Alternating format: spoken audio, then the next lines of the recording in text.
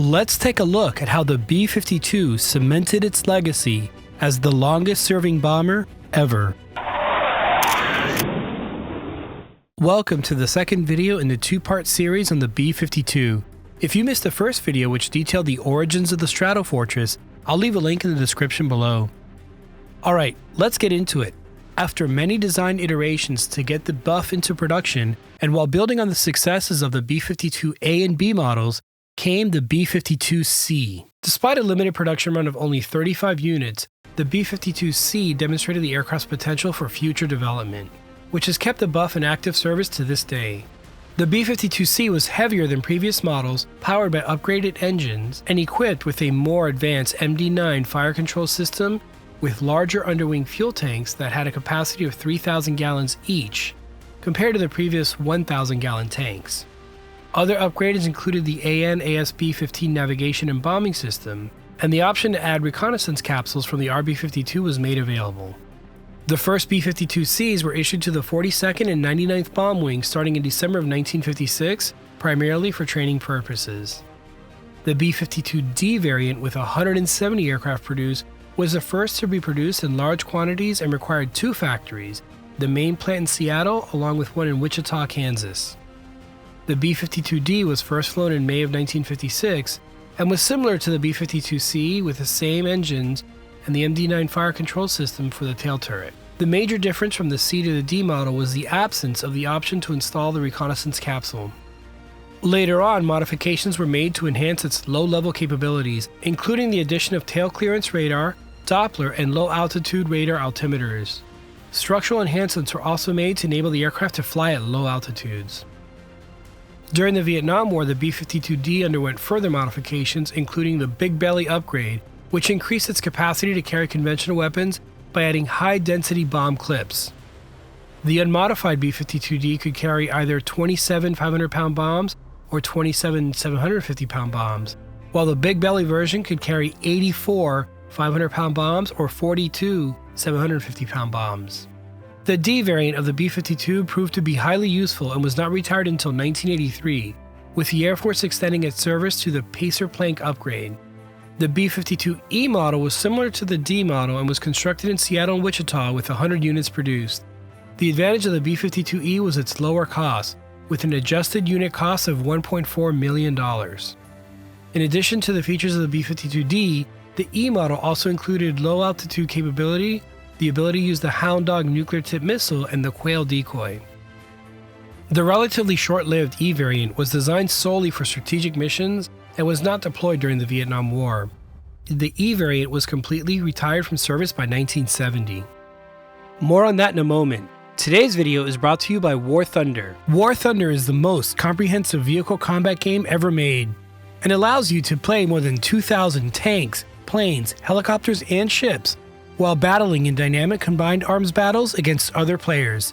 Each vehicle is superbly detailed and modeled down to their individual components, offering you a highly immersive combat experience. The collection of vehicles in War Thunder is amazing, spanning over 100 years of development from the 1920s through today. No matter your skill level or experience, War Thunder offers intense PvP battles at various immersion levels for all play styles. And you don't need any special hardware or expensive controls. You can fly any aircraft using nothing more than a mouse and keyboard thanks to the game's intuitive mouse aim mode. You can fly interesting aircraft such as the F-4U Corsair, and I think you'll enjoy seeing and flying these historical vehicles in action. The graphics are outstanding, especially the fire and smoke effects, along with the vehicle details. So play War Thunder now on PC, PlayStation, or Xbox. When you register using my link, you'll get a large free bonus pack that includes multiple premium vehicles, a premium account, boosters, and more. The B-52F, the final model of the tall tail buffs, was also constructed in Seattle and Wichita, with 89 units produced.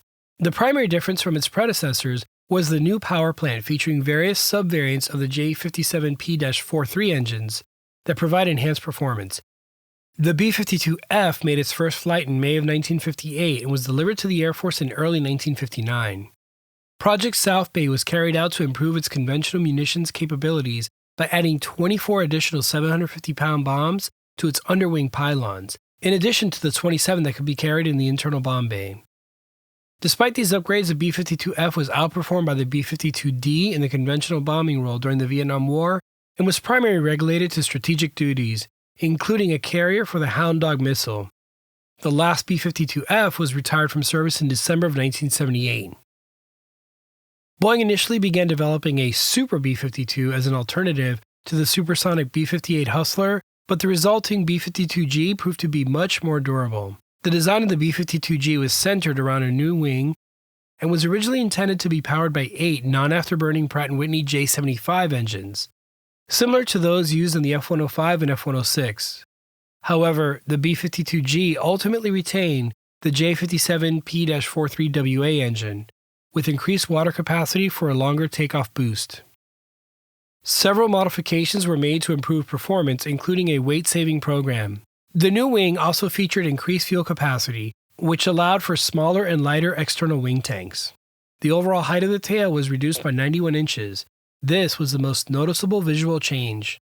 Additionally, the defensive gunner position was relocated from the tail to the main cockpit, where they would sit alongside the electronic warfare officer.